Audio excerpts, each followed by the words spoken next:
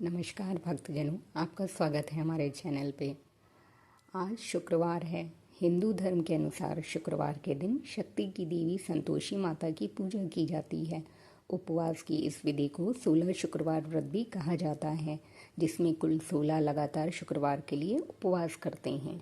सफ़ेद रंग का शुक्रवार को विशेष महत्व होता है। शुक्रवार को उपवास भोर से शुरू होता है और शाम को खत्म होता है।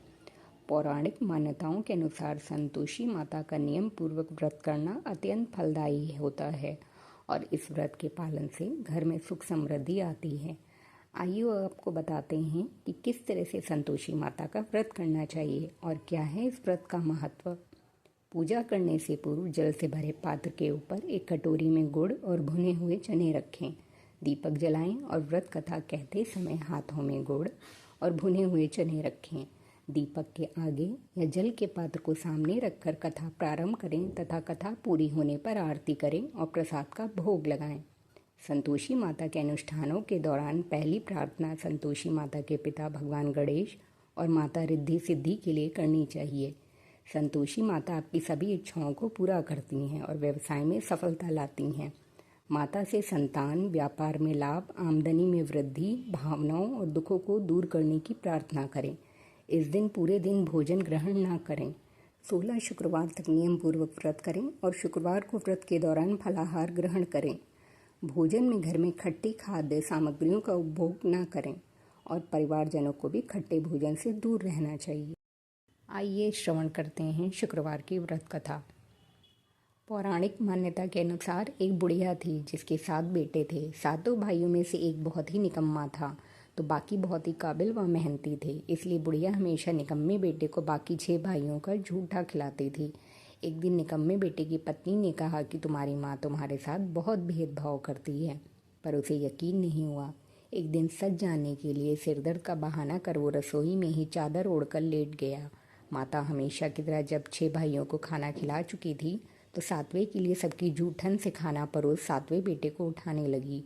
माता के इस कृत्य को देखकर उसने भोजन नहीं किया और घर छोड़कर परदेश चला गया। जब वो जाने को तैयार हुआ तो पत्नी का ख्याल आया, जो पशुओं के बाड़े में गोबर के उपले बना रही थी।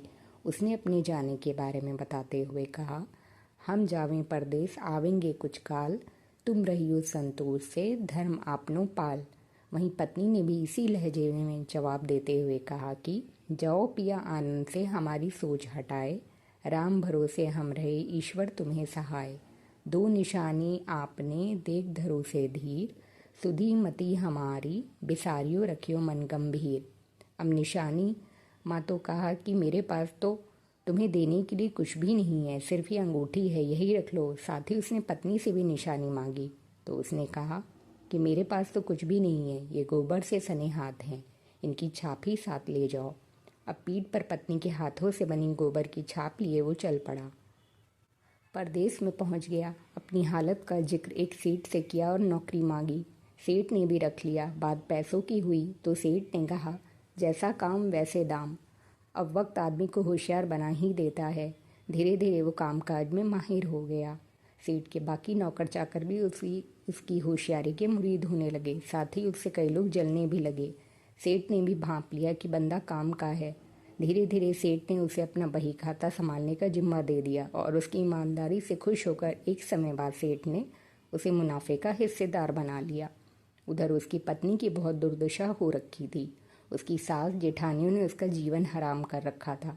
एक तो घर का सारा काम उससे करवाती, ऊपर से खाने को भी घास फूस की रोटी मिल जाती तो गनीमत होती। एक दिन वो पास के वन से लकड़ियाँ लेने गई तो उसने देखा कि कुछ महिलाएं वहाँ कथा कह रही हैं। जब उसने महिलाओं से पूछा कि ये व्रत कथा किसकी है तो उन्होंने बताया कि संतोषी माता की व्रत कथा कह रही हैं। उसने पूछा कि उसे भी इस व्रत की विधि बताएं। अब उसे रास्ते में मंदिर भी दिखाई दिया। वो माता के चरणों में लेट गई और कहने लगी कि हे माँ, मैं क्या करूँ, मेरा कल्याण करो माँ।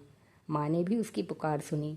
वो लकड़ियों को बेचकर प्रसाद के लिए गुड़ चना लाई और शुक्रवार का उपवास किया। वह व्रत कथा भी सुनी।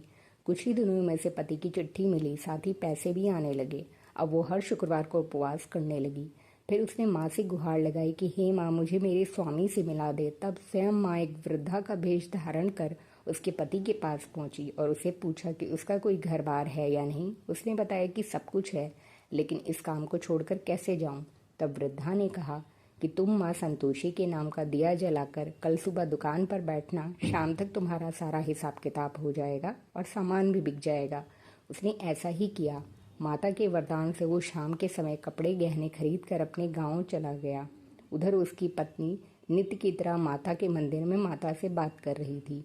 हे माँ, मेरे स्वामी कब आएंगे? तो उसने कहा, बेटी, तुम्हारे पास जो लकड़ियाँ हैं इनकी 3 गठरियाँ बना ले। एक को नदी किनारे छोड़ दो, एक को यहाँ मंदिर में, और एक को अपने घर जाकर पटक कर कहना कि लो लकड़ियाँ, 2 भूसे की रोटी। माता के कहने पर उसने भी वैसा ही किया। उधर से जब उसका पति लौट रहा था तो नदी पार करते ही सूखी लकड़ियाँ दिखाई दी। सफ़र से थकान हो गई थी और भूख भी लगाई थी।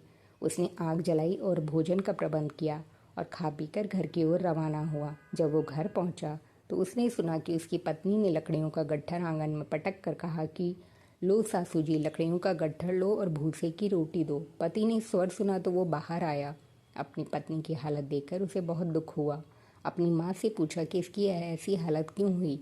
तो माँ ने कहा कि काम धाम कुछ करती नहीं, गाँव भर में भटकती रहती है। पर वो अपने साथ हुए अन्याय को भी भुला नहीं था। उसने दूसरे घर की चाबी मांगी और अलग रहने लगा। अब तो माँ संतोषी की कृपा से उसके दिन बहुर गए। फिर वो शुक्रवार भी आया जिसमें माता का उद्यापन करना था। पूरी तैयारी कर ली गई। उसने अपनी जेठानी के बच्चों को बुलाया, लेकिन जेठानी ने अपने बच्चों को पूरी तरह सीख देकर भेजा कि भोजन के समय खटाई मांगना। अब बच्चे भोजन के बाद खट्टी चीज़ के लिए जिद करने लगे, तो उसने मना करते हुए माता का प्रसाद और पैसे बच्चों को दे दिए। उन्हीं पैसों से बच्चों ने खट्टी चीज़ खरीद ली और उसे खा लिया। इस प्रकार व्रत का उद्यापन पूरा नहीं हो पाया और माँ संतोषी रुष्ट हो गईं। बहू के पति को राजा के सैनिक पकड़ कर ले गए। जेठ जेठानी फिर से ताने मारने लगे। लोगों को लूट लूट कर धन इकट्ठा कर लिया, अब जेल में सड़ेगा तो पता चलेगा। बहू से ये सब सहन नहीं हुआ और माँ के चरणों में जा पहुँची और कहने लगी, माँ, मुझे और मेरे पति को किस बात की सज़ा दे रही हो? माता कहने लगी, बेटी, तूने उद्यापन पूरा नहीं किया, इस वजह से तुम्हें ये सब सहन करना पड़ रहा है। अब दोबारा उद्यापन करो और इस बार कोई गलती मत करना। बहू का पति वापस लौट आया और अगले शुक्रवार को विधि पूर्वक फिर से उद्यापन किया और इस बार कोई भी भूल नहीं की और ब्राह्मण के लड़के को बुलाकर व्रत का उद्यापन। इस बार पैसों की जगह फल दिए और उसका उद्यापन पूरा हुआ। माँ संतोषी की कृपा से जल्दी ही बहू ने एक सुंदर से पुत्र को जन्म दिया और बहू को देखकर पूरे परिवार ने संतोषी माता का विधिवत पूजन करना शुरू कर दिया और उनका परिवार सुख से जीवन बिताने। बहू को प्रसन्न हो जैसा फल दिया वैसा माता सबको दे। जो पढ़े, जो सुने, उसका मनोरथ पूर्ण हो। बोलो संतोषी माता की जय। जय सिया राम।